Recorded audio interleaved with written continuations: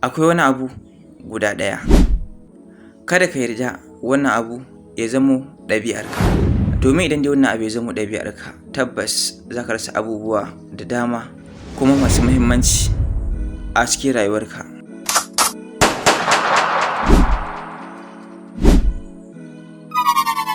Wannan abu ba komai bane illa saurin fushi da rashin haƙuri.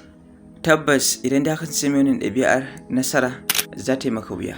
Domin saurin fushi ba ɗabi'a bace ta masu nasara, haka zalika ba siffa bace ta jarumta.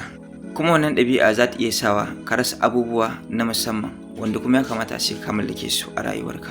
Amma wannan ɗabi'ar ita za ta sa ka kaucewa hanyar da za ka same su.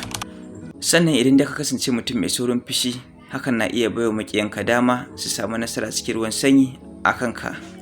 Don haka abu ne mai kyau ka koyi sarrafa zuciyarka da kuma fushinka, matuƙar dai kana da wata manufa da ka sa a gabanka, sannan da kuma kyautata mu'amalarka da sauran jama'a.